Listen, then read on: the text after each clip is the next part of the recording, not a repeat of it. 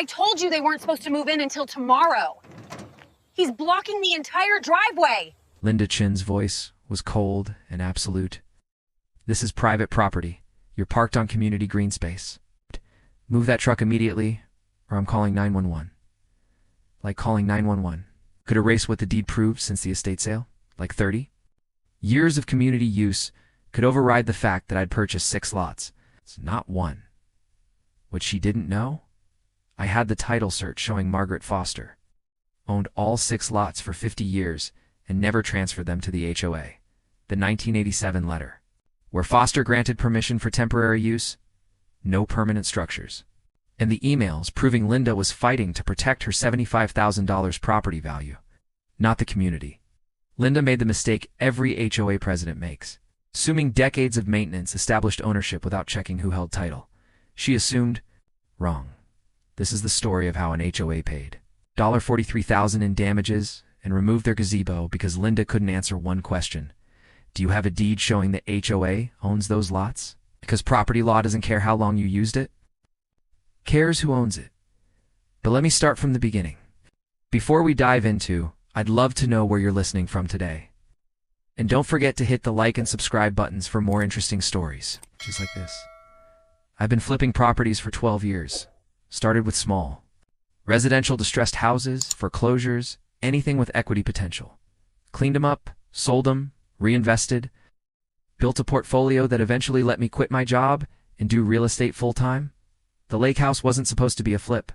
It was supposed to be mine. I found it through an estate sale listing in March. The previous owner, Margaret Foster, had died at 93. No children, no close relatives. The estate attorney was liquidating everything quickly to settle debts and distribute what remained to distant cousins, who didn't want the hassle of managing property. The house sat on the south shore of Lake Harmon, about 40 minutes outside the city. It's built in 1972, classic A-frame design with floor-to-ceiling windows facing the water, 3 bedrooms, 2 baths, wraparound deck, private dock. The kind of place you see in vacation rental ads and think, someday. For me, someday was now. The asking price was $220,000. I offered $180,000, citing needed updates, roof, HVAC, cosmetic work. The estate attorney accepted within 2 days. They wanted it done. I closed in 3 weeks. The title work was routine. My attorney ordered the usual title search survey, lien check. Everything came back clean, no mortgages, no judgments. Clear transfer from Margaret Foster's estate to me, but there was something interesting in the legal description. The deed didn't just convey 123 Lakeshore Drive, Lot 3. It conveyed lots 3, 4, 5, 6, 7, and 8, Block A. Lakeside Meadows subdivision, 6 lots. I called my attorney. Tom, the deed lists 6 lots. Is that normal? Let me check the plat. He put me on hold. Came back a minute later. Yeah, the original subdivision platted 12 lots along the lake. 2-acre lots. Your deed conveys 6 contiguous lots, about 12 acres total. The house sits on lot 3. The others appear to be undeveloped. So I own 5 empty lakefront lots? Looks like it. Margaret Foster bought all 6 in 1968. Never sold them separately. You got the whole package. I pulled up the satellite view. The house sat on the western edge of the property. To the east, 5 lots stretched along the shoreline, open grass. Scattered trees, direct lake access. Beautiful, undeveloped, and apparently mine. This wasn't just a lake house. This was an opportunity. I could build on those lots, sell them individually, develop a small lakefront compound. Whatever I wanted, I signed the closing documents with a grin. Moving day was a Saturday in early April. I rented a 26-foot truck, loaded it with furniture, and drove out to the lake. The weather was perfect, clear skies, mid-60s, light breeze. Off the water. The kind of day that made you forget winter ever happened. Lakeside Meadows was a quiet community. 50 or 60 homes, mostly older couples and young families. Tree-lined streets, well-maintained yards, small entrance sign that read "Welcome to Lakeside Meadows, a community of neighbors." I turned onto Lakeshore Drive and spotted my house immediately. The A-frame stood out, taller than the ranches and split levels around it. The deck faced the water, and beyond it, the lake stretched blue and calm under the sun. I pulled the moving truck into the driveway, long and wide, easily big enough for the truck in my car. started unloading boxes. 10 minutes in, a woman appeared, mid-50s. Athletic build, short dark hair, power walking stride. She wore yoga pants and a fleece vest, and her expression was somewhere between annoyed and outraged. "Excuse me," she called, marching up the driveway. "This is private property. You can't park that truck here." I set down the box I was carrying. "I own this house. I'm moving in." She stopped, hands on hips. "You own lot 3? That truck is parked on lot 4? This area is designated community green space. No commercial vehicles allowed." I looked at the truck. It was entirely in my driveway, which was entirely on my property. "This is my driveway, on my lot. Lot 4 is green space," she said, as if explaining something to a child. "You're blocking the view corridor. This is a violation of HOA bylaws. Not on lot 4, I'm on lot 3. My driveway. The truck extends past the property line. You're encroaching on community space." I stared at her. "Who are you?" "Linda Chen, HOA president. And you're in violation of community standards." "I'm moving into my house," I said slowly. "This is a moving truck, residential moving, not commercial activity. I don't care what you call it. It's a commercial vehicle and it's blocking green space. Move it immediately. I'll move it when I'm done unloading." Her face hardened. "You have 5 minutes. If it's not moved, I'm calling the police." I laughed. Couldn't help it. "You're going to call the police because I'm moving into my own house?" "I'm calling the police because you're trespassing on community property and violating HOA regulations. 5 minutes." She turned and walked back toward the house next door, hers, apparently. I went back to unloading, assuming she was bluffing. She. WASN. Single quotes. 4 minutes later, Linda stood at the end of my driveway with her phone to her ear, speaking loud enough for me to hear. Double quotes. "Yes. I need to report a trespassing situation. There's someone with a commercial truck blocking our community green space. Lakeside Meadows Subdivision, 123 Lakeshore Drive." I stopped mid-lift, holding a lamp. "Are you serious right now?" She ignored me. "No, they're refusing to move." "Yes, I'm the HOA president. We have rules about commercial vehicles in green space. Encroachment." I walked over. "Call 911, because I'm unloading a moving truck." She lowered the phone. "You were warned. The police will explain the rules. There's no emergency here. Trespassing is an emergency. I own this property. You own lot 3, not lot 4. That's community land." She turned and walked back to her house. Phone still at her ear. I stood there, furious and confused, watching her disappear inside. What the hell had I just bought into? The sheriff's deputy arrived 12 minutes later. Young guy, maybe late 20s, looking like he'd rather be anywhere else. He got out of his cruiser and approached slowly, taking in the scene, me standing next to a moving truck, boxers scattered across the driveway, no visible crime in progress. "Afternoon," he said. "I got a call about a trespassing complaint." "That would be Linda Chen," I said, gesturing toward her house. "She called 911 because I'm moving into my house." "You live here?" "As of 3 weeks ago. Just closed." I pulled out my phone, showed him the DED PDF. "I own this property. This is my moving truck, in my driveway on my land." The deputy looked at the deed, then at the truck. What's the issue?" Linda emerged from her house and walked over, arms crossed. "Officer, this man is parked on community green space. Lot 4. It's a violation of HOA regulations." The deputy looked at me. "Is the truck on lot 4? "No. It's in my driveway. On lot 3, which I own." Linda pointed east. "The truck is encroaching on lot 4, which is designated green space maintained by the HOA." The deputy sighed. "Ma'am, this sounds like an HOA dispute, not a criminal matter. If he owns the property and he's moving in, he's allowed to have a truck here. But the HOA bylaws are a civil issue, not a police matter." "You own the house?" "Yes." "You're moving in?" "Yes." "Then you're good. Finish your move." He looked at Linda. "Ma'am, if you have an issue with HOA rules, that's something you handle internally or through a lawyer. This isn't a 911 situation." Linda's face went red. "He's violating community standards. That's not a crime. Have a good day, folks." The deputy walked back to his cruiser and left. Linda stood there, vibrating with anger. She pointed at me. "You'll be hearing from the HOA board. This isn't over." "Looking forward to it," I said. She stormed back to her house. I stood in the driveway, holding a box of kitchen supplies, watching her go. And I realized something Linda had no idea. Owned 6 lots. She thought I was some new homeowner she could bully into compliance. She'd just called 911 on someone. who owned more of this neighborhood than she probably realized. And when she found out, this was going to get very interesting. I smiled, grabbed another box, and kept unloading. Letter send. Her letters. Letter threatened her fines. I had the deed. And Linda Chen was about to learn exactly what that meant. The certified letter arrived on Tuesday. I was unpacking the last boxes in the kitchen when I heard the mail truck. Walked out to find a green slip in my mailbox signature required for certified mail.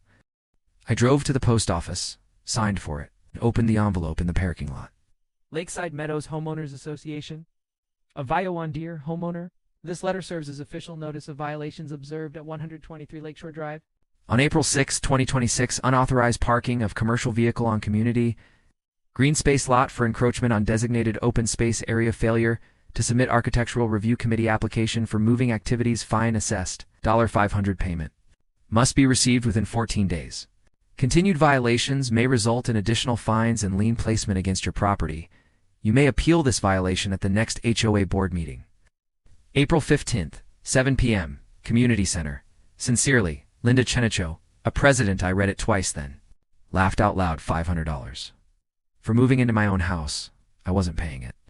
But I was definitely going to that meeting. The Lakeside Meadows Community Center was a small building near the neighborhood entrance, probably built in the 1980s. Vinyl siding, fluorescent lights, folding tables and chairs. I arrived at 6:55 p.m. A dozen residents sat scattered around the room. Linda sat at the front table with two others, a balding man in his 60s named Tent, Mark Stevenson, VP, and a woman in her 50s, with reading glasses on a chain named Tent. Susan Garrett, treasurer. Linda saw me walk in, her expression hardened. I sat in the front row, folded my hands, waited. Linda called the meeting to order at 7:02. They started with routine business approval of last month's minutes. Financial report, landscaping contract renewal. I half listened, checking my phone. Finally, Linda looked at me. New business. We have a violation appeal from 123 Lakeshore Drive. That's me, I said, standing. I received a letter claiming I owe $500 for moving into my house. You parked a commercial vehicle on community green space, Linda said.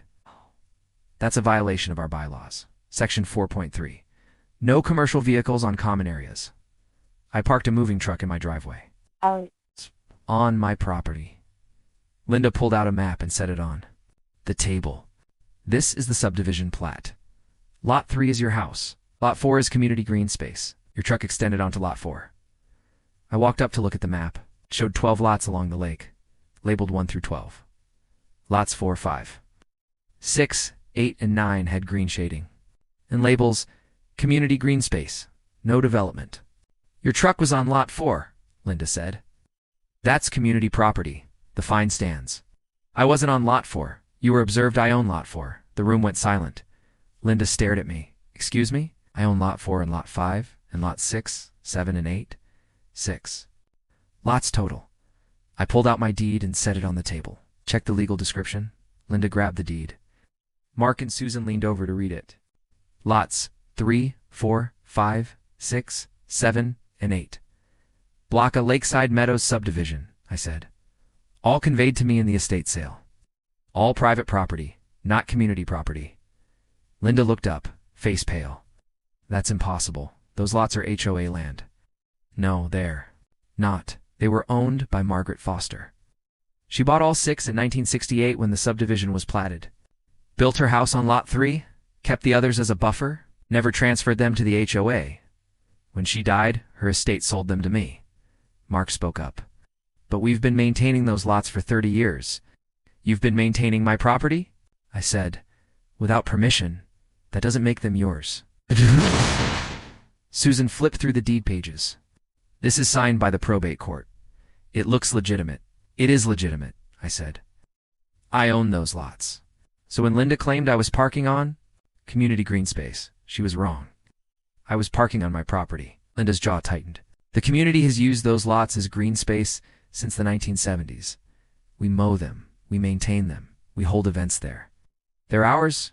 You assumed they were yours. You never checked title. Now you're trying to find me for using my own land. Well, see what our attorney says? Linda snapped. Can't just claim community property because you bought one house. I'm not claiming it. I own it. There's a difference. Picked up the deed. If you want to verify, Call the county recorder's office. The title is clear. Linda looked at Mark and Susan. We need to investigate this. I moved that the board consult with our attorney to determine the status of lots 4 through 8. Second, Mark said quickly. They voted. 3 in favor. Linda turned to me. Until this is resolved, you are not to interfere with community use of those lots. No fences, no signs, no construction. If you do, we'll take legal action. You're threatening to sue me if I use my own property? We're protecting community assets, Linda said coldly. This meeting is adjourned. I left the community center and drove straight to a bar 15 minutes away, ordered a beer, and called Tom, my attorney. Hey, Tom, I need you to research something. Lakeside Meadows HOA. I want to know if they ever owned lots 4 through 8 or if they just assumed they did. What's going on? Explain the meeting. The map showing my lots as community green space. Linda's threats. Tom was quiet for a moment. Let me pull the HOA's formation documents and the original subdivision records. I'll call you tomorrow. He called at 10 a.m. the next day. Brian, I found the records. The HOA was formed in 1975, 7 years after the subdivision was platted. The Declaration of Covenants lists specific common areas and entrance sign. A small tot lot on a different block and walkways. No mention of lots 4 through 8, so they never owned them, correct? Those lots stayed with Margaret Foster. I also found meeting minutes from the 1980s where residents requested permission to use Mrs. Foster's open lots for community picnics. She apparently said yes, so they've been using my land with permission from the previous owner. Permission. That ended when she died, and the property transferred to you. You don't have any legal claim. Linda's threatening to sue if I interfere with their use. Tom laughed. Let her try. You own the land. You can do whatever you want with it. They want continued access. They need your permission, which you're under no obligation to give. What should I do? Document everything. Take photos of what they've installed on your lots. Get a survey to confirm the boundaries. And if they escalate, we respond with a demand letter making your ownership clear. Do it. Get the survey scheduled. And draft a letter. I drove out to the property that afternoon and walked the 5 lots east of my house. They were beautiful. Gently sloping lawns leading down to the lake, scattered oak and maple trees. Wildflowers starting to bloom near the water's edge. I could see why the community loved them, but they'd also made themselves at home. On Lot 5, someone had installed a park bench facing the lake. On Lot 6, a wooden gazebo, maybe 10 by 10 feet, shingled roof, painted white. On Lot 7, a stone walking path leading down to the water, all on my land. Without permission, I took photos, lots of them. Then I noticed something else. The gazebo had a small plaque dedicated to the Lakeside Meadows community, 2018, built with pride by our residents. They built a structure on my property 5 years ago and dedicated it to themselves. I called Tom. They built a gazebo on Lot 6. Looks expensive. Get pictures. They sue, we countersue for trespass, and demand they remove it. The second violation. Notice arrived Friday. Notice of violation second OFA fee and SC Mr. Holloway, you are hereby notified of an additional violation. It's unauthorized claim to community property lots 4 to 8, making false claims to HOA. Common areas constitutes interference with community operations and harassment of board members. Fine assessed. $1,000 additionally, your previous fine of $500 remains unpaid. Total due. $1,500. Failure to pay within 10 days will result in lien filing against your property and potential legal action. This is your final warning. Linda Chen. Stared at the letter. They were fining me $1,000 for claiming to own property I actually owned and threatening to lien my house if I didn't pay. I called Tom.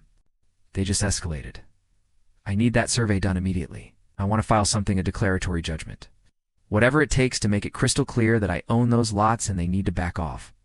I'll draft a complaint. I'll ask the court to confirm your title and enjoin the HOA from interfering with your property rights. But Brian, this is going to get expensive. I don't care. They called 911 on me for moving in. Now, they're fining me for owning land. I'm not backing down. Understood. I'll have the complaint ready by Monday. I hung up and looked at the violation notice again. Linda. Chen had made a massive mistake. She'd assumed those lots were HOA property.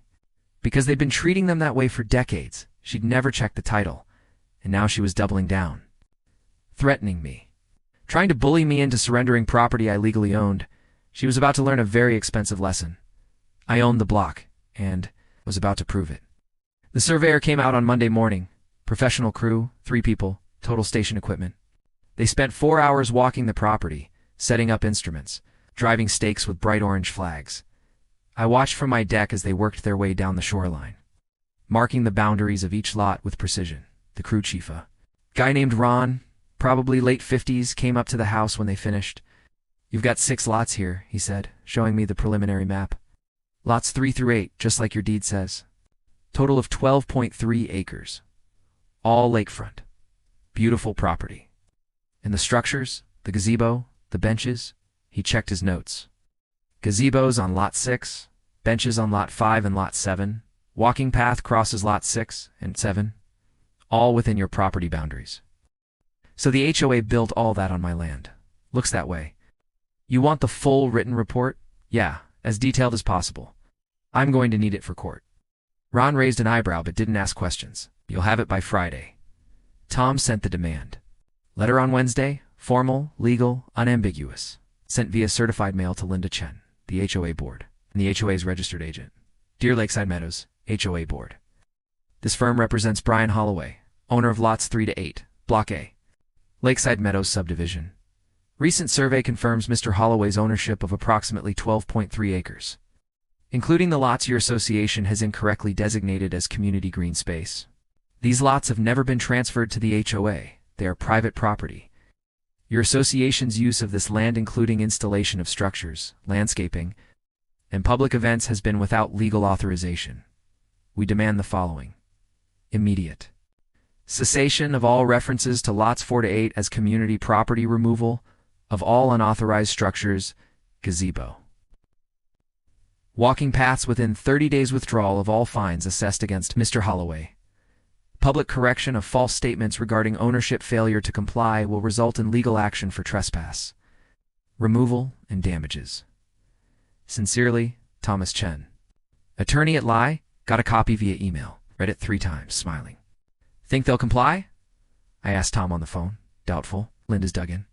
"But this gives them a chance to back down before it gets ugly. And if they don't, we file suit. Ask the court to confirm your title, order removal of the structures, and assess damages for trespass. You're looking at $20,000 to $30,000 in legal fees, depositions, expar witnesses, trial prep. Maybe more if they drag it out, but you'll recover most of it when you win. And you will win. The law is clear. Do it." "I want everything ready to go." Linda's response came faster than I expected. "Not to, Tom, to the entire community."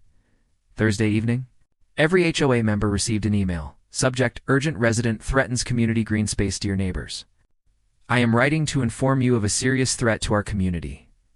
A new resident at 123 Lakeshore Drive is claiming ownership of lots 4 to 8. The green space areas we have enjoyed and maintained for over 30 years. He's demanding we remove our gazebo, benches, and walking path structures we built together as a community. This resident is trying to steal our parks. His attorney has threatened legal action if we don't surrender the land. This would eliminate our lakefront access, destroy property values, ruin the character of our neighborhood. We must stand together. I am calling an emergency community meeting for Saturday, April 20th, 10 a.m. at the community center. Every homeowner needs to attend. We need to show this individual that Lakeside Meadows will not be bullied. Our community, our land, our future. Linda Chen, HOA. President Tai. Read it twice. Furious. She was lying to the entire neighborhood, claiming I was stealing their land when I'd legally purchased it, rallying them against me. Tom called within an hour. "Did you see the email?" "Yeah. She's creating a mob. You need to be careful. I'm going to that meeting." "Brian, that might not be smart. 80 angry homeowners who think you're stealing their park. I'm going. They need to hear the truth." Tom sighed. "Then I'm going with you." Saturday morning, the community center parking lot was packed. I counted at least 60 cars. Tom and I walked in together at 9:55. The room was standing room only. Maybe 80 or 90 people crammed into a space meant for 50. Every head turned when I entered. The hostility was immediate. Glares, whispers, crossed arms. Tom and I found seats in the back. Linda stood at the front table with Mark Stevenson and Susan Garrett flanking her. A man in a suit, her attorney, probably sat to her left. Mark looked uncomfortable, fidgeting with papers. Susan stared at the table, Avoiding eye contact, Linda called the meeting to order at 10:05. Thank you all for coming. I know this is last minute, but we're facing a crisis. She gestured toward me. That man in the back, Brian Holloway, has claimed ownership of our community green space, lots 4 through 8. The land we've used for 30 years. Murmurs spread. Through the room, he's demanding we remove the gazebo we built together in 2018, the benches we donated, the paths we maintain. He wants to take our park and do whatever he wants with it.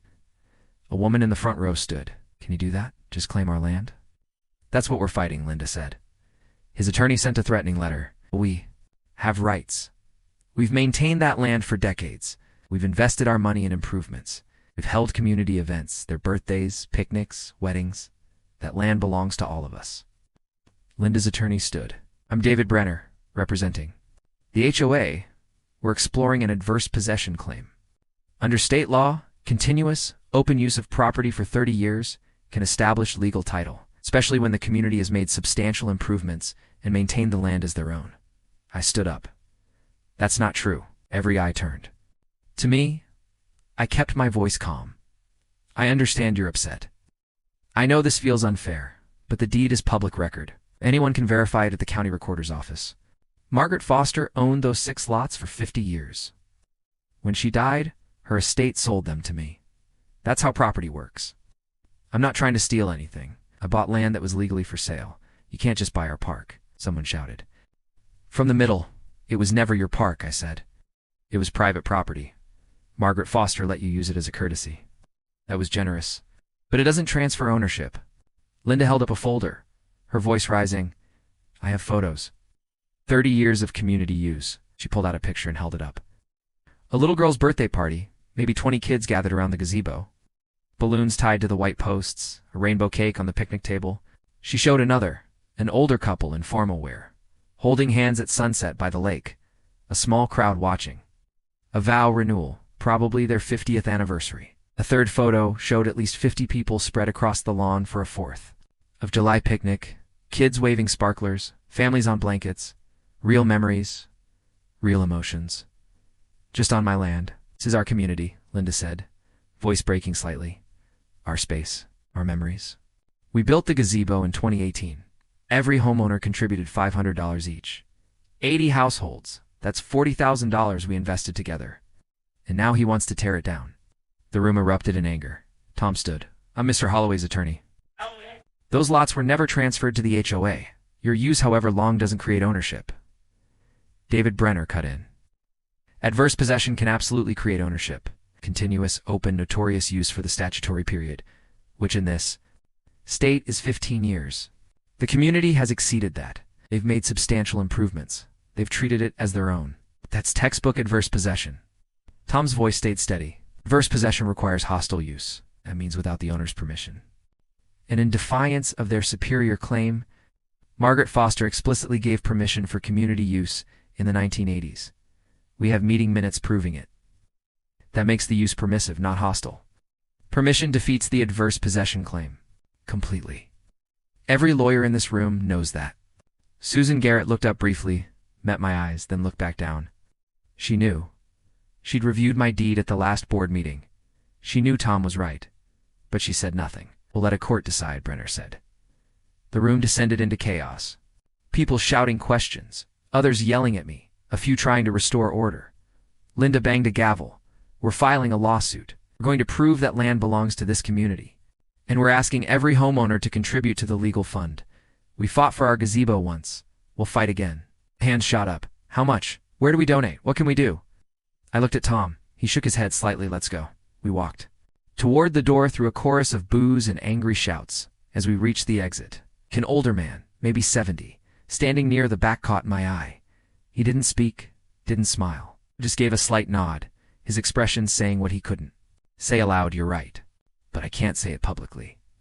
I wasn't completely alone, just outnumbered.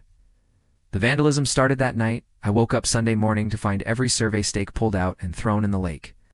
All 36 of them $100 worth of survey work. Destroyed the no trespassing private property signs I'd posted on lots 4 to 8. Torn down, ripped to pieces, scattered across the lawn, and my truck parked in the driveway had red paint splashed across the hood and windshield. big, angry streaks, the kind that would take professional work to remove. I called the sheriff deputy. Collins came out, the same guy from moving day. He looked tired. "This is getting out of hand," he said, photographing the paint damage. "Linda Chen held a meeting yesterday. Got 80 people worked up, told them I'm stealing their park. Now, my property's vandalized. Do you have proof she did this? Oh, but the timing's obvious. I'll file a report. But unless you have evidence linking someone specific to the vandalism, there's not much I can do." I took the truck to a body shop Monday morning. The estimate came back $1,200 to strip sand and repaint the affected panels. I kept the receipt, added it to the running list of damages I'd claim in court. Linda wanted a war over property lines. Fine. Every dollar this cost me would come back in the judgment. Linda called the sheriff's office that afternoon, filed a complaint claiming I was harassing residents by posting threatening signs on community land. Collins called me. "Linda Chen says, you're posting threatening signs." "They're not threatening. They say private property and no trespassing. Because it's my property and people are trespassing. She says it's community land. It's not." "Own it. You've seen the deed." "Mr. Holloway, I know. The deed is clear. But this is a civil dispute. You two need to resolve it in court, not by escalating back and forth." "I'm not escalating. I'm defending my property. Just keep it peaceful, please. Because if this turns into something worse, I'll have to get involved. And nobody wants that." "Understood." I met with Tom the following Tuesday. "They're not backing down," I said. "They're filing suit, raising money, organizing the whole neighborhood against me." Linda's attorney sent us their complaint draft. They're claiming adverse possession and asking the court to declare lots 4 to 8 as HOA property. Can they win? Tom leaned back. "No. Here's why. Adverse possession has 4 requirements. The use must be hostile, open, and notorious, continuous. And for the statutory period 15 years in this state, they've got open, notorious, and continuous. But hostile is where they fail. Because Margaret gave permission." "Exactly." I found a 1987 letter in the HOA archives. Margaret Foster wrote to the board, "You may continue using the open lots for neighborhood gatherings, provided the area is kept clean and no permanent structures are installed." That's explicit permission. It turns their use from hostile into permissive. Permissive use, no matter how long, doesn't ripen into ownership. Permission kills the adverse possession claim dead. So they built the gazebo in violation of her permission. Right? She said no permanent structures. They built one anyway in 2018, 20 years after she wrote that letter. That's trespass, not adverse possession. How long will this take? 6 months? Maybe a year? Discovery, depositions, maybe expert testimony on property law? But Brian, you'll win. The law is on your side. The only question is damages. Thought about the meeting, the photos Linda had shown, birthday party, the vow renewal, 50 people at a 4th of July picnic. "What if I just build on the lots?" I said. "Assert my ownership by developing them." Tom shook his head. "You'd need permits. The HOA could fight those at the zoning board. And if you start construction before the lawsuit is resolved, you're going to have a riot. These people genuinely believe that land is theirs. They're not going to sit quietly while you bulldoze what they see as their park. So what do you suggest? We file our own lawsuit. Declaratory judgment confirming your title, trespass claim for the gazebo, benches, and paths. Demand for removal and damages, including your truck repair, survey costs, and legal fees. As we force them to prove their adverse possession claim in court, they can't. We get a judgment making it crystal clear that you own every inch of those 12 acres. File it. You're sure? This is going to cost $25,000, maybe $30,000 by the EHE. Time we're done. It's going to be ugly. The neighborhood already hates you." I looked out his office window at the city skyline, thinking about the lake house I'd bought for peace. "I didn't start this," I said. "Linda called 911 on me for moving in. Fined me $1,500. For owning my own land, organized a mob to intimidate me, had my truck vandalized. All because she never bothered to check who actually owned the property. So we fight. We fight. And when we win, I want a court order that spells it out in words even Linda can understand. I own the block, not her, not the HOA. Me." Tom drafted the complaint that afternoon. Brian Holloway v. Lakeside Meadows HOA. Inc., Linda Chen, Mark Stevenson, and Susan Garrett. We filed it Thursday morning. The lawsuit would determine one thing: who owned lots 4 through 8. Within 90 days, we'd be in court. Linda would have to prove her adverse possession claim, which she couldn't, because Margaret Foster's 1987 letter gave permission, defeating the hostile use requirement entirely. I'd walk out with a judgment confirming, no, I owned every inch of those 12 acres, and then I'd send Linda a bill for my truck. The war was official, and I wasn't backing down. Discovery started 6 weeks after we filed. The judge ordered both sides to produce all relevant documents within 30 days. Deeds, meeting minutes, maintenance records, correspondence, financial statements, anything related to lots 4 through 8. Tom and I spent a weekend compiling everything. The tax sale deed, title insurance policy showing clear chain of ownership, survey maps with Ron's signatures and stamps. The chain of title going back to 1968 when the subdivision was first platted. This is as clean as it gets, Tom said, reviewing the stack. No gaps. No clouds. Margaret Foster to her estate to you. 3 transfers in 58 years. The HOA's production arrived in 2 banker's boxes. Meeting minutes going back to 1975. Maintenance invoices for lawn, mowing on common areas. Dozens of photos showing community events on the lots. Receipts for the gazebo construction. A thick file of correspondence between board members. Tom spent 3 days reviewing it all. He called me on a Thursday evening. Brian, I found it. The smoking gun. Found what? The original subdivision plat from 1968, in a letter from Margaret Foster that destroys their entire case. We met at his office the next morning. Tom spread the 1968 plat across his conference. Tabula, large blueprint-style document, edges yellowed with age. Stamped and signed by the county surveyor. It showed 12 rectangular lots running along the lakeshore. Each lot labeled and numbered, Lot 1 through Lot 12, 2 acres each. Clean, simple, residential subdivision. No designation of community green space. No parks marked. No common areas shown. This is the original plat, Tom said. It's filed with the county when the developer created the subdivision. Every lot was platted for individual sale. None were designated as HOA property. So where did Linda get the idea they were community land? That's where it gets interesting. Tom pulled out another document. HOA was formed in 1975-7. Years after, the subdivision was created. Here's the Declaration of Covenants. He showed me a faded typewritten document, 18 pages long. Page 6 lists the common areas. Association common property shall consist of the entrance, monument and signage located at the intersection of Lakeshore Drive and County Road 17, and the tot lot and playground located on the western portion of Lot 22. Lot 22 is on a different block. Correct. Common areas are nowhere near your property. Lots 4 through 8 aren't mentioned anywhere in the HOA's founding documents, because they were already sold. Exactly. Margaret Foster bought all 6 lots in 1968, 3 months after the subdivision was platted. Paid $12,000, total $2,000 per lot. Built her house on Lot 3 in 1972. Kept the other 5 as buffer space. The HOA formed 3 years later and never acquired them. I looked at the plat, then at the Declaration of Covenants. So the HOA has been operating under a false assumption for 50 years? Looks like it, but it gets better. Tom pulled out a thin manila folder. I found HOA meeting minutes from 1984. Look at this entry. He pointed to a typewritten paragraph. Motion by Director Harrison. Request permission from Mrs. Margaret Foster to utilize her undeveloped lots for community gatherings and recreational use. Unanimous approval. Secretary to draft letter. Asked her for permission, I said, and she gave it. Tom showed me the next document, a letter on personal stationery.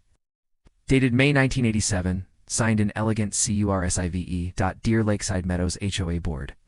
Thank you for your letter regarding use of the open lots adjacent to my property. I am pleased to allow the community to continue enjoying these spaces for neighborhood gatherings and recreation. You may use the lots for picnics, informal sports, and community events, provided the areas are kept clean and no permanent structures are installed. I appreciate the care your members have shown in maintaining the natural beauty of our shared lakefront. Warm regards, Margaret Foster. Tom tapped the letter. This is the case, right here. She gave explicit permission. It means every single day the community used those lots for 39 years was permissive use, not hostile. Adverse possession requires hostile use. This letter defeats their claim completely. She said no permanent structures, which they violated when they built the gazebo in 2018. That's not adverse possession. That's trespass. Read the letter again. Margaret Foster had been generous. She'd shared her land with her neighbors for decades. They'd repaid that generosity by assuming they owned it. When's Linda's deposition? Asked. Next Tuesday, Linda Chen's deposition was held at Tom's office. She arrived with David Brenner, her attorney. Mark Stevenson and Susan Garrett came to board solidarity, probably. They sat in the waiting area while Linda went into the conference room. The court reporter sat up at one end of the table. Tom sat across from Linda. I sat beside him, notebook open. Tom started with basics. Name, address, how long she'd lived in Lakeside Meadows. 14 years. When she became HOA president in 2019. Then he got to the point. It's Chen. When did the HOA acquire ownership of lots 4 through 8? Linda crossed her arms. They've always been community property. Always meaning what? Since when? Since the subdivision was created, the 1960s. Do you have a deed showing transfer of those lots to the HOA? Silence. Ms. Chen, the lots were designated as green space. Everyone knows that. I didn't ask what everyone knows. I asked if you have a deed. No. No deed transferring lots for 2-8 to the HOA? Not that I've seen. Have you looked? Linda shifted. I assumed the previous boards handled that. So you never verified ownership before claiming those lots as community property. We've maintained them for decades. We built a gazebo there. The community uses them constantly. That's not what I asked. Did you verify at any point that the HOA legally owned those lots? I didn't think I needed to. Tom pulled out the 1968 plat. This is the original subdivision plat. Do you see any designation of community green space on lots 4 to 8? What? Linda studied. No, but do you see any transfer of those lots to the HOA in the original documents? No. Tom showed her the 1975 Declaration of Covenants.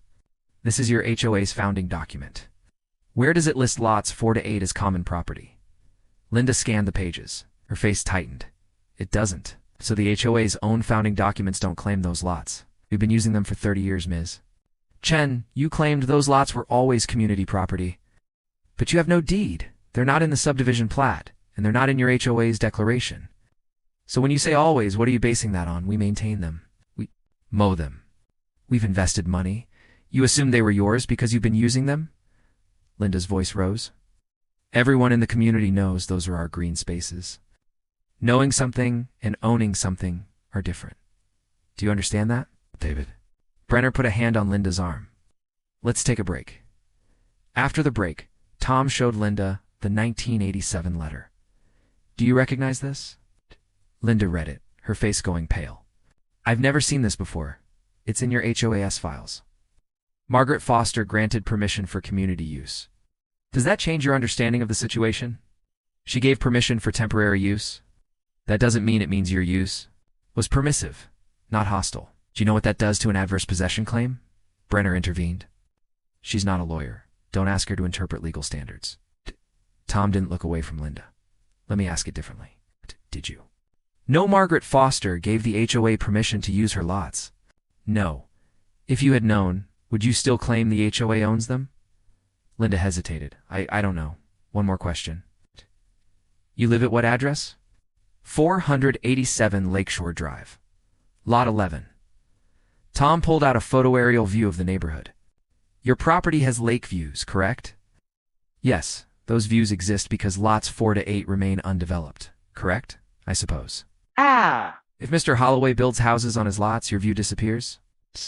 That's not yes or no. If he builds on lots 4 to 8, does your lake view disappear? Probably yes. And what would that do to your property value? Brenner stood. Objection. She can answer based on her understanding of the market. Linda looked at her attorney, then back at Tom. Would hurt my value. Maybe $50,000 or $60,000. So you have a personal financial interest in keeping those lots undeveloped. Have an interest in protecting the community. Is that why you're fighting so hard? To protect your property value? No, I'm fighting for everyone. Tom slid a printed email across the table. Do you recognize this? Linda's face went white. It was an email from her to Mark and Susan, dated 2 weeks after I'd moved in. We need to fight this. If Holloway builds on those lots, half the lakefront homes lose their views. My property alone would drop $50,000, $75,000. We claim adverse possession. Tie him up in court, make it expensive. Eventually he'll give up or settle. Assess fines to pressure him. Did you write this? Tom asked. Linda stared at the email. That was taken out of context. Did you write it? Yes. So when you told the community you were fighting to protect their park, you were actually fighting to protect your property value. That's not fair. You organized 80 homeowners to oppose. Mr. Holloway, you told them he was stealing their land. But you never told them you had a personal financial stake in the outcome, did you? I was protecting the community. You were protecting your view. And when Mr. Holloway proved he owned the land, you doubled down instead of admitting the HOA. Made a mistake. Brenner stood. This deposition is over. One last question, Tom said. The gazebo. How much did it cost? Linda hesitated. About $8,000, funded by a special assessment on homeowners. Yes, $500 per household. How many households paid? Most of them, maybe 80. So the community paid $40,000 total, and you spent $8,000 building a structure on someone else's land without checking who owned it. Linda said nothing. We're done, Brenner said. The emails kept coming.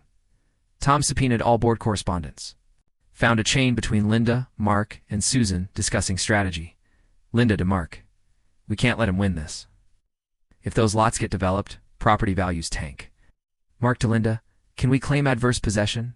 We've been using them forever. Susan. To both. I reviewed his deed. It's legitimate. We should settle. Linda to Susan. No, we fight. I'm not losing my view because some investor bought cheap land. The emails showed Linda knew the legal position was weak. She was fighting anyway, not for the community, but for herself. Word spread fast. A couple named Tom and Jessica Winters, they lived on Lot 9, started asking questions. Tom was an accountant, detail-oriented, skeptical. They requested copies of HOA documents, reviewed the 1975 declaration, checked the county records. Jessica called me one evening. Mr. Holloway, this is Jessica Winters. My husband and I owe you an apology. For what? We were at the community meeting. Booed you. We thought you were stealing our park. But we did our own research. Linda lied to us. I appreciate you saying that. We paid $500 for the gazebo special assessment. Everyone did. Linda told us it was for community property. But it's on your land. We paid to build something on your property without your permission. I know, that's fraud, isn't it? At minimum, it's mismanagement. Tom Winters got on the line. We're organizing a petition. Vote of no confidence in Linda's leadership. We've got 40 signatures so far. We're calling a special meeting. Good luck. She's fighting this to protect her property value, not the community. People need to know that. The petition was submitted 3 days later. 43 homeowners signed it, demanding a vote to remove Linda as president and halt the lawsuit. Linda refused, sent an email claiming the board had authority to continue litigation and that a special meeting wasn't warranted. Tom and Jessica fought back, citing HOA bylaws requiring special meetings when requested by 25% of members. The civil war within the HOA had begun. The preliminary hearing was scheduled for early June. Both sides submitted briefs. Tom's was 50 pages, meticulously argued. With Margaret Foster's 1987 letter as Exhibit A, the HOA's brief argued that permission given in 1987 didn't extend to 2026, and that the community's continued use and improvements established hostile intent. Judge Marilyn Torres reviewed everything and called us into her courtroom. She was mid-50s. Sharp, no nonsense. I've reviewed the briefs and the evidence. Let me be clear. I'm not ruling on final ownership today, but I am ruling on the adverse possession claim. She looked at David Brenner. Counselor, your claim fails on the hostility requirement. Mrs. Foster's 1987 letter explicitly granted permission for community use. Permissive use cannot become adverse possession, no matter how long it continues. Permission defeats hostility. That's black-letter law. Your Honor, the letter said no permanent structures. They built structures anyway, which makes it trespass, not adverse possession. Your adverse possession claim is denied. Brenner sat down. Judge Torres turned to Tom. Mr. Chen, your client's ownership claim appears strong, but I want a full trial on the trespass issues, the structures, and damages. Trial is set for August 15th. 3 days. Be ready. Linda stood. Your Honor, those lots have been our community space for 30 years, Miss Chen. Sit down. The adverse possession claim is denied. If you want to argue trespass defenses or equitable considerations, you'll do it at trial. Not now. We walked out of the courthouse into bright June sunshine. Tom grinned. We just won the biggest issue. The rest is damages. I looked back at the courthouse, where Linda stood with Brenner, visibly angry. She wasn't giving up. Even with the adverse possession claim dead, even with her own board members turning against her, or even with the evidence proving she'd lied, she was going to fight to the end. Fine, I'd see her in August. The Harmon County Courthouse was built in 1952 limestone. Facade. Marble floors. American flags flanking the entrance. Trial started at 9 a.m. on a Tuesday in mid-August. The courtroom was packed. Every seat in the gallery filled, people standing along the back wall. I counted at least 60 Lakeside Meadows residents. Some I recognized from the community meeting, the ones who'd booed me. Others were new faces. Tom and Jessica Winters sat 3 rows back on my side. The older man who'd nodded at me during the community meeting sat near them, maybe a dozen others. Scattered around quiet support in a sea of hostility. Linda sat at the defendant's table with David Brenner, Mark Stevenson beside her. Susan Garrett had resigned from the board 2 weeks earlier, couldn't stomach the lawsuit anymore, according to Tom Winters. Judge Torres took the bench at 9:02. This is the trial in Holloway versus Lakeside Meadows, HOA. We've already disposed of the adverse possession claim. Today we determine ownership, trespass, damages, and remedies. Mr. Chen, you may proceed. Tom's opening was methodical. Your Honor, this case is about a simple question. Who owns lots 4 through 8? The answer is equally simple. Brian Holloway. We purchased them legally at an estate sale. The title is clear, unbroken, and undisputed. The HOA has used those lots for decades, but use doesn't equal ownership. They never acquired title. They never checked title. And when confronted with proof of Mr. Holloway's ownership, they doubled down. Spent members' money on a frivolous lawsuit and caused significant harm. We're asking the court to confirm Mr. Holloway's title, order removal of unauthorized structures, and award damages for trespass. David Brenner stood. Your Honor, the community has treated these lots as their own for over 30 years. They've maintained them. They've invested in them. They've built a gazebo that serves the entire neighborhood, while the adverse possession claim was denied. The equities favor the community. Mr. Holloway paid $180,000 for property now worth nearly $500,000.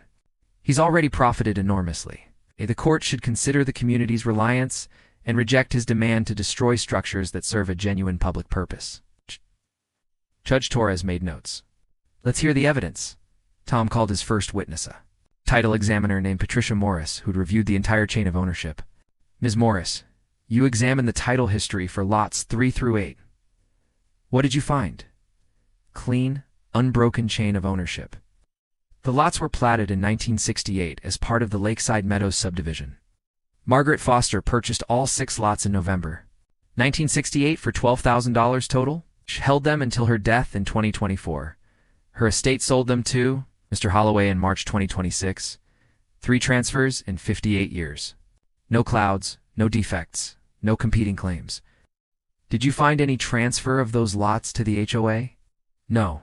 The HOA was formed in 1975 and acquired specific common areas, an entrance monument, and a tot lot on a different block. Lots for 8 were never part of that transfer. They remained private property. In your professional opinion, does Mr. Holloway have clear title? Yes, absolutely. Brenner's cross-examination was brief and ineffective. The title was ironclad. Next, Tom called a real estate appraiser. Mr. Caldwell, you appraised Mr. Holloway's 6 lots. What's their current market value? Between $425,000 and $475,000. Lakefront property in this area sells for $35,000 to $40,000 per acre. Mr. Holloway, it's 12.3 acres with direct lake access and minimal development restrictions. It's highly desirable property. And if the lots were developed with homes, each lot could support a home valued at $300,000 to $400,000, total potential value of $1.80 to $2.40 million if fully developed. Murmurs spread through the gallery. People hadn't realized how valuable the land was. Tom introduced the 1987 letter as Exhibit 12. Your Honor, this is Margaret Foster's letter granting permission for community use. It explicitly states the use was permissive and prohibited permanent structures. This defeats any claim that the HOA's use was hostile or adverse. Judge Torres read it carefully. This is dispositive on the adverse possession issue, which I've already ruled on, but it's also relevant to the trespass claim. Mrs. Foster said no permanent structures. The gazebo was built in 2018. That's a clear violation of the permission granted. Brenner tried to argue that permission given in 1987 didn't bind future boards or create perpetual restrictions, but Judge Torres cut him off. Counselor, the permission was permissive, not adverse. That's the legal significance. The fact that later boards violated the terms doesn't help your case. It makes it worse. Linda took the stand in the afternoon. Brenner walked her through the HOA's maintenance of the lots, the community events, the investment in the gazebo. Miss Chen, why did the HOA build the gazebo? Because the community wanted a gathering place. Somewhere to hold events, celebrate occasions, enjoy the lake. We all contributed. It was a community project. Did you believe the HOA owned those lots when you built the gazebo? Yes. Absolutely. They'd been community space for as long as anyone remembered. Did you ever intend to take anything from Mr. Holloway? No. We didn't even know he existed until he moved in. Tom's cross-examination was surgical. Miss Chen, you testified you believed the HOA owned lots 4 to 8. Did you verify that before building the gazebo? We'd been maintaining them for decades. That's not what I asked. Did you check the title to confirm ownership? Linda hesitated. No. Did anyone on the board check? Not that I know of. So you spent $8,000 of HOA funds building a structure on land you assumed you owned without verifying? We didn't think we needed to. You collected $500 from each homeowner, about $40,000 total for this project. Did you tell them you hadn't verified ownership? It was community land. Tom pulled out the email from Discovery Linda's. Message to Mark and Susan about protecting property values. Miss Chen, do you recognize this email? Linda's face tightened. Yes. You wrote, if Holloway builds on those lots, half the lakefront homes lose their views. My property alone would drop $50,000, $75,000. Did you write that? Yes. You live on lot 11, correct? Yes. Your lake view exists only because lots 4 to 8 remain undeveloped, correct? Yes. And if Mr. Holloway builds homes on his lots, your view disappears? Probably. And your property value drops by $50,000 to $75,000? That's my estimate, yes. You have a direct financial interest in preventing Mr. Holloway from developing his land. Linda's voice rose. I have an interest in protecting the entire community. But you didn't tell the community about your personal financial stake, did you? It wasn't relevant. You organized 80 homeowners to fight Mr. Holloway. You told them he was stealing their park. You collected money for a legal fund. But you never disclosed that your property would lose $75,000 in value if he won. Isn't that a conflict of interest? I was protecting everyone's property values. By fighting to control land the HOA never owned? Brenner objected. Judge Torres overruled. Tom continued. Miss Chen, you knew Mr. Holloway's deed was legitimate, didn't you? I thought it might be a mistake. Susan Garrett reviewed it at the board meeting in April. She confirmed it was valid. You were there, correct? Yes. But you chose to proceed with the lawsuit anyway? We had to protect the community. You had to protect your view. That's not true. Tom slid the email across to the judge. Your Honor, Ms. Chun's own words show her primary motivation was protecting her personal property value, not community interests. Judge Torres reviewed the email, made notes, said nothing. Tom and Jessica Winters testified next. Tom went first. I'm an accountant. When Linda claimed Mr. Holloway was stealing community land, I did what I always do. I checked the numbers. I pulled the county records, reviewed the HOA's declaration of covenants. The lots were never HOA property. We paid $500 each for a gazebo built on someone else's land without their permission. Jessica followed. We were at the community meeting. We booed Mr. Holloway. We believed Linda when she said he was stealing our park. But when we researched it ourselves, we realized she'd lied. Those lots were never ours. Linda was fighting primarily to protect her own property value. How did you feel when you learned that? Tom asked. Betrayed. We trusted her to lead honestly. Instead, she misled the entire community and spent our money on a lawsuit we couldn't win. Brenner tried to discredit them on cross, suggesting they were biased or had been influenced by me. It didn't work. They were credible, detailed, clearly frustrated with Linda's leadership. Closing arguments came on the third day. Brenner argued equity. Your Honor, the community has relied on these lots for 30 years. Yes, they should have verified ownership.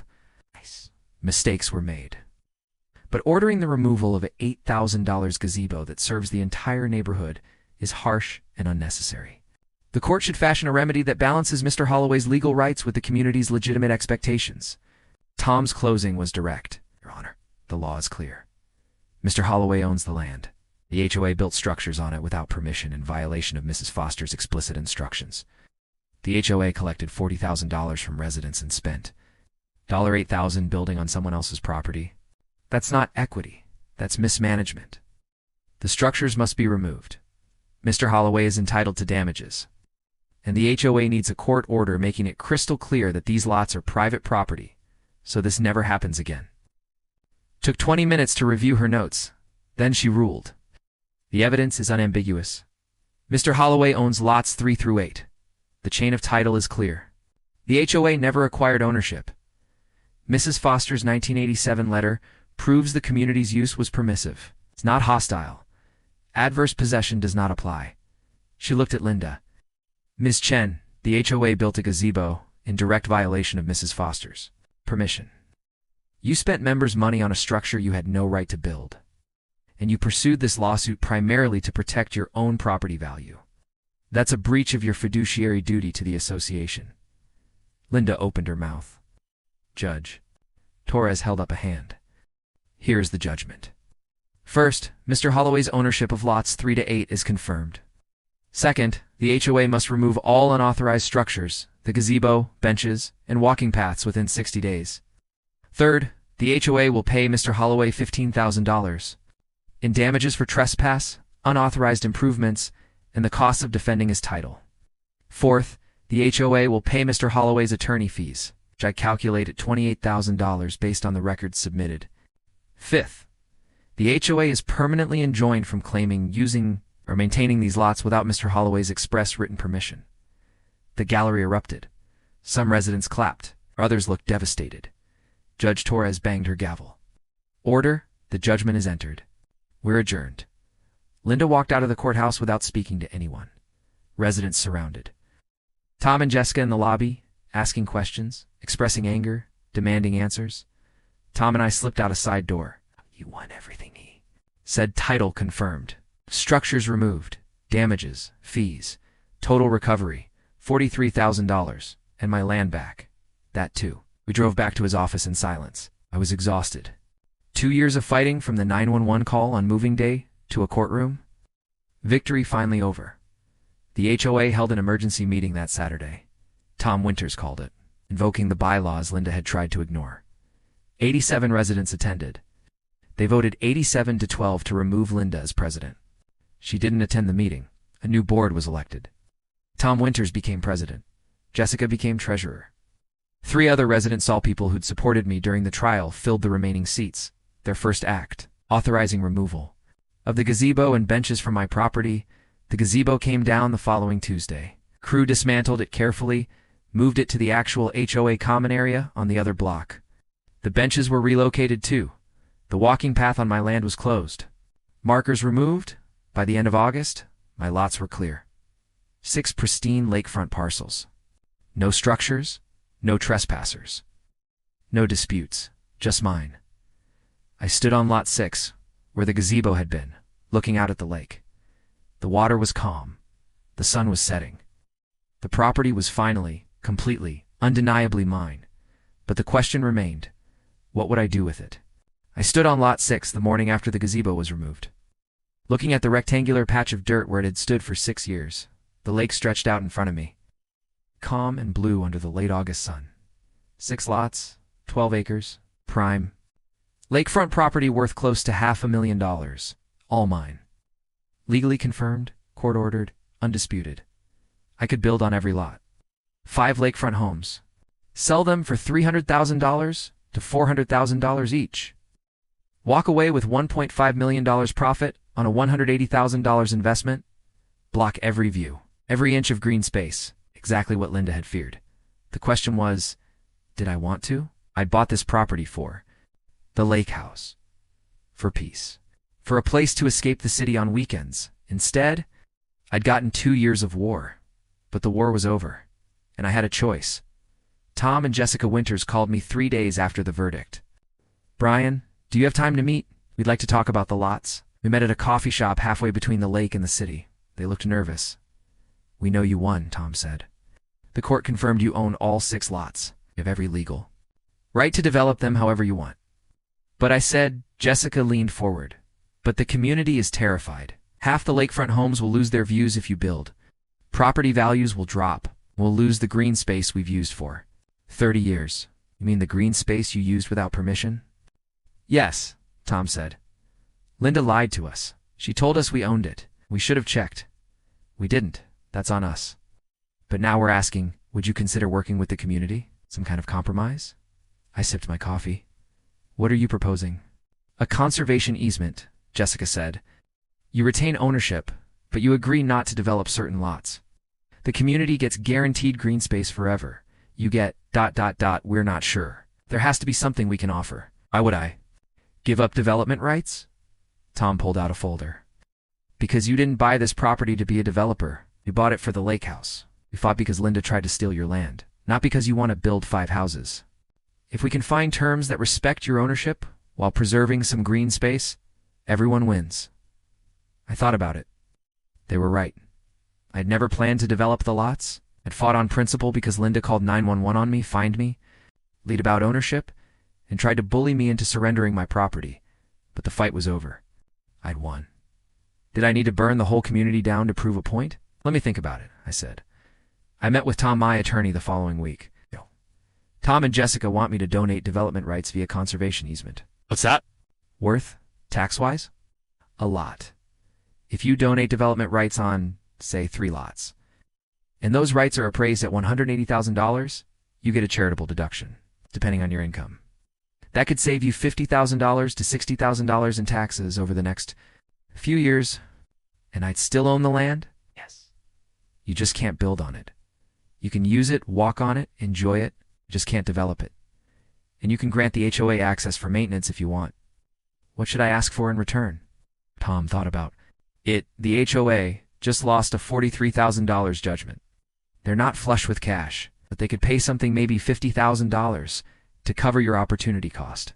Plus, you'd want all fines and violations permanently removed. And a public apology, acknowledging you were right. 3 lots protected, 3 lots mine to do whatever I want.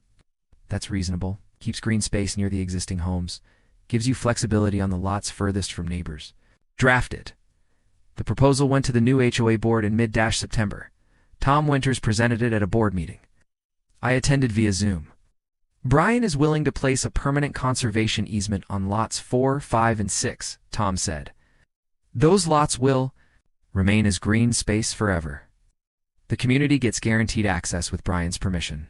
In exchange, Brian retains full development rights on lots 7 and 8, and the HOA pays $50,000 to compensate for the opportunity cost. One board member woman named Karen spoke up. Why should we pay him? He already won in court. Because he's offering something he doesn't have to offer, Jessica said. He could build on all 5 lots tomorrow. We can't stop him. This gives us permanent green space. What's the tax benefit to him? Another member asked. Significant, Tom said. But that's his business. The question for us is, do we want guaranteed green space, or do we want to risk him developing everything? The vote was unanimous. Proceed with negotiations. The community vote was scheduled for early October. Every homeowner received a packet explaining the proposal. Brian Holloway donates development rights on lots 4, 5, and 6 via conservation easement. Community gains permanent green space, approximately 7 acres. HOA pays $50,000 one-time compensation, all fines and violations against Brian Holloway permanently. REMOVED HOA issues public apology for false claims of ownership. The meeting drew 132 residents. Hello. I attended in person.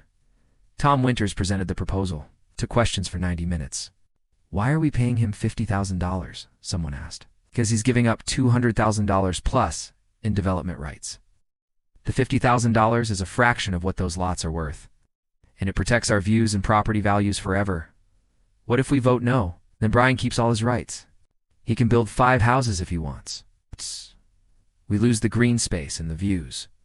Can we trust him? Jessica stood. I've spent the last 3 months working with Brian. He's been fair, reasonable, and honest. Linda lied to us and cost 43,000 United States dollars.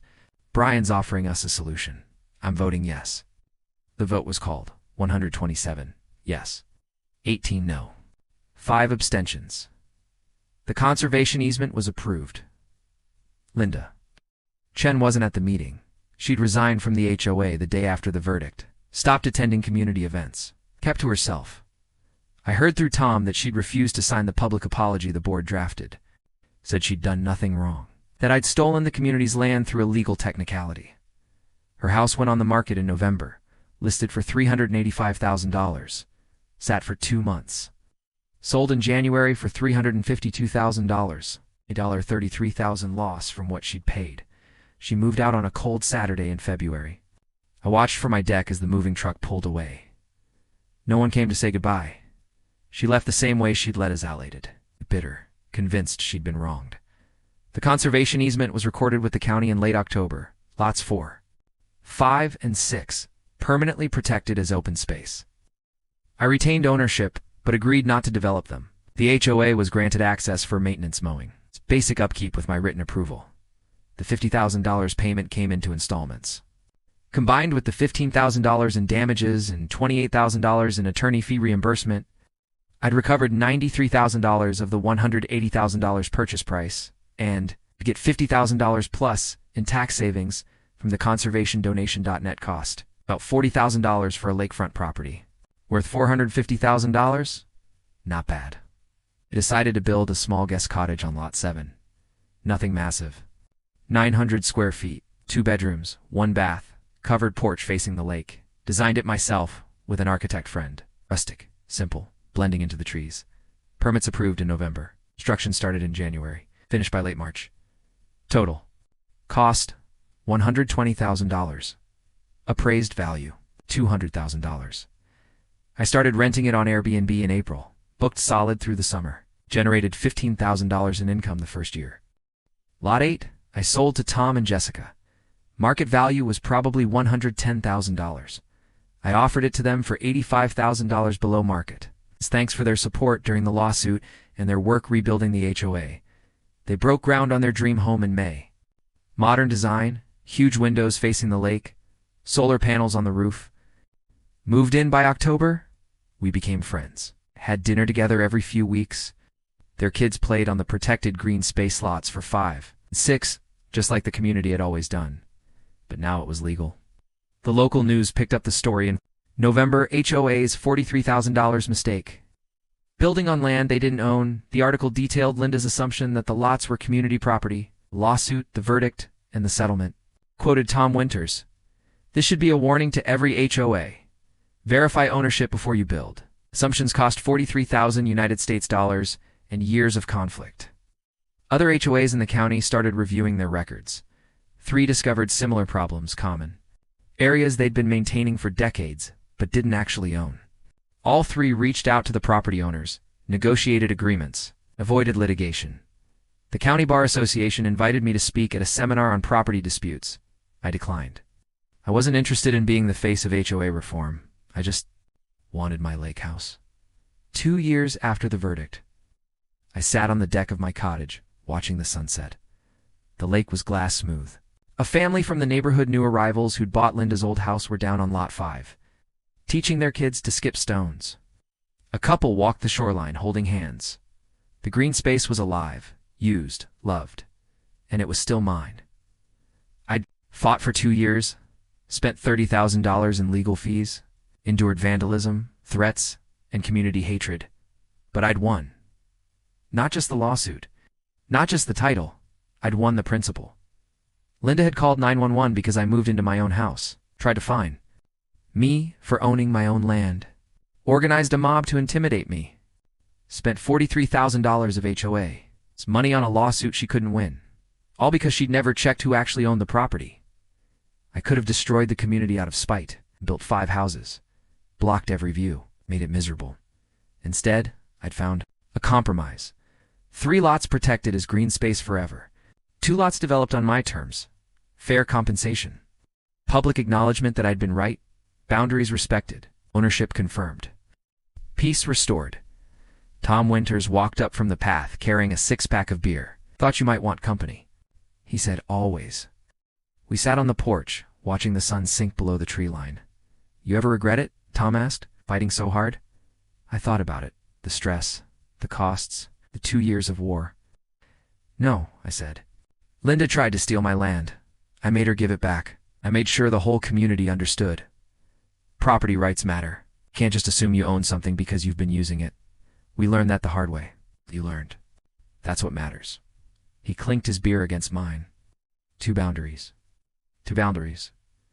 The family down on Lot 5 waved as they walked back toward the neighborhood. I waved back.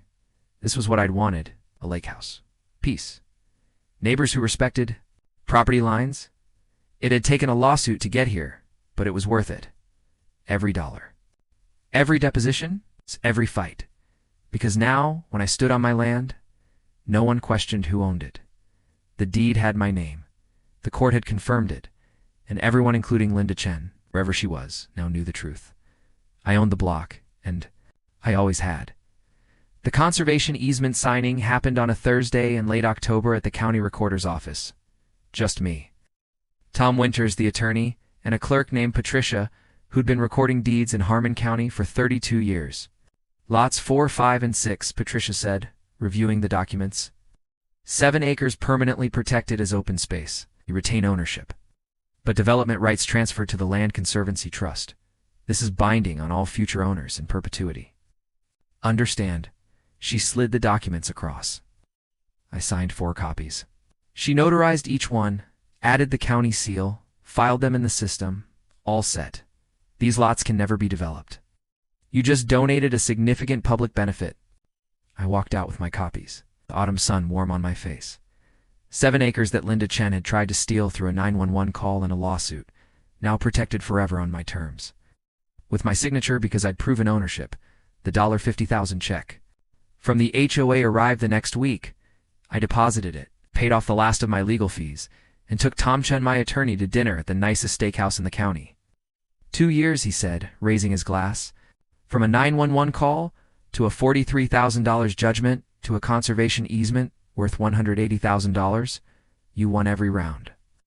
I just wanted my lake house. You got your lake house?